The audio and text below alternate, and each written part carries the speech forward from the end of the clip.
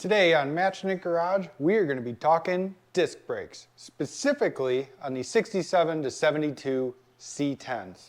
On our project truck McMurray, I'm fortunate to already have 5-lug disc brakes. The previous owner had swapped this 67 onto a 72 short box frame already. That gave us a 12 bolt in the rear, factory 5-lug, factory front disc, no modification needed. But maybe you're not so lucky. Maybe you've got a earlier model that you have drum brakes on the front, or you have an 8-lug C20 that you want to convert to 5-lug. Let's go over a few things you might need to do that conversion. So here is a prime example of a great candidate for a conversion. I picked up this C20. This is a 1970. It's got drum brakes. So now whether you want to keep it an 8-lug or you want to go down to a 5-lug, you've got a couple of options. So now the C20s and the C10s, the front suspension is very similar. Let me get you under the hood and I'll show you a couple of the differences. All right, so we're fortunate I don't have wheel wells in this, so now we can see everything that's going on here. If you were to convert this C20 to a 5-lug from an 8-lug, the similar things to a C10 are upper control arms. Those are the same. That doesn't include the ball joint, just the control arms themselves. Coil springs, same dimensions, so you could swap to a 1/2-ton spring there, lowering spring, either way. The subframe, cross member, whatever you want to call it, that is the same. So if you wanted to swap the entire assembly, because it all bolts to the subframe, you can unbolt that whole deal and swap in a C10 one to just bolt right up. That would be the easiest way. Nice way to get all of your parts at once, do this and that. Now, if you have a donor truck, let's say, you know, a frame from C10 that has disc brakes, you can swap the pieces. If you don't want to swap the whole subframe, you can swap the pieces. The upper control arms are the same. The lower control arms are different, but they bolt into the same spot on the cross member. Fairly similar dimensions. It just has different ball joints. So if you save your upper control arm, you'll need to switch to a C10 ball joint. You'll also need to switch to C10 steering components. So your tie rods, center link, I believe all of that needs to go to C10. May want to just double check, but you know, in this case, I've got manual steering, and we'd switch that to power steering. We would just swap the whole assembly. So now let me take you to another truck that is a great conversion if you find a good one, and I'll show you what I mean. All right, so this is what's left of an 84 Chevrolet C10, and I bought this to swap all the front suspension onto that C20, and I will get to it. I've got to swap parts from one truck to another truck. You get the idea. It's a lot of swapping around. But when I bought this, I bought it, you know, at night without looking at it too closely. I got a little burned.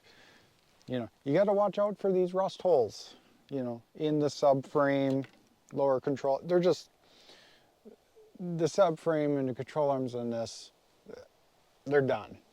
But what is good yet is all of the spindles and, you know, the brakes were good. So now let's say you've got a 67 C10 with 6-lug or 5-lug drum brakes. I don't even know if they have 5-lug drum brakes. Don't quote me on that. But you want disc brakes. This is a super easy swap. These trucks are everywhere. The 73 to 87 two-wheel drive C10s.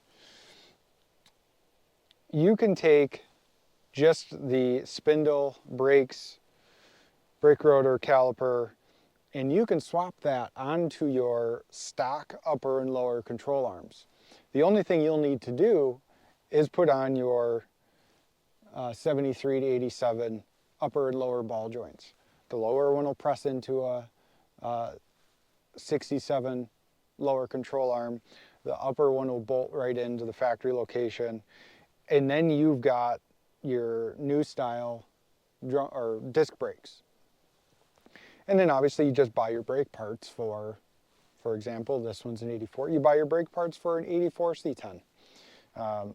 The bearings are slightly different than the 67 to 72 disc brakes. Calipers are slightly different. Brake hoses are slightly different. So you just gotta do a little bit of modification there, as where your brake line goes if you use these calipers. But maybe the early model calipers fit and you don't have to change any of that. I haven't looked that far into it.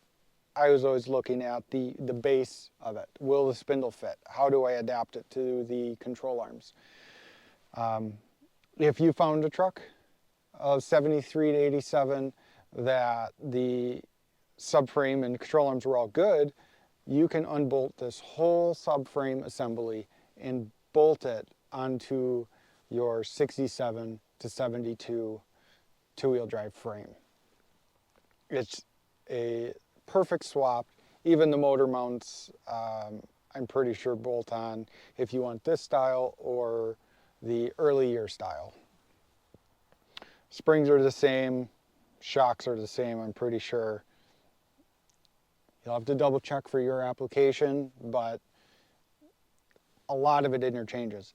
Now the benefit to going with a 73 to 87 is you get rubber bushings on your control arms, top and bottom. They still all bolt into the same location, but the 62 or 67 to 72 do not have rubber bushings. They have greasable bushings, more of a bearing. So that is one nice thing, absorbs a lot of the impact from the road, that sort of thing. So you've got options. If you wanted to swap these parts onto a C20 like I have, you just swap the whole subframe, if you've got it, in one piece without holes. Or you swap your upper control arm, your lower control arm, in your whole assembly, steering, and you're good to go. Then you're down to 5-lug, do an easy conversion. Now, you've got 5-lug on the front then, and if you want 5-lug in the rear, you buy a whole parts truck like this, you pull the rear end out, weld your perches on, and now you've got your 5-lug rear end too. So just a couple of options if you're looking to switch to disc brakes in the 67 to 72 model years. Now, with all that being said, if you've got 8-lug drum brakes on a C20 like the one I showed you, and you just want to go to 8-lug disc brakes, that's 73 to 87 year range for a two-wheel drive C20. You can swap those 8-lug disc brakes. You got to swap the whole spindle, and you can swap those parts over. I'm not too familiar on what ball joints fit what. I'm pretty sure all ball joints from the 67 to 72 all have, no matter what model, all have a different taper for the seat than the 73 to 87. But most of the 73 to 87 ball joints should fit in the 67 to 72. If you've got other info on these types of swaps, go ahead and drop a comment down below. Let's help some folks out get, some of these things swapped over. Like, there's no need to go out and spend, $1,500, $2,000 on a front disc brake kit when you don't necessarily need the performance stopping capability. A couple $100 for some factory components might get you just what you need. Get rid of those front drum brakes and, you know, carry on with your project.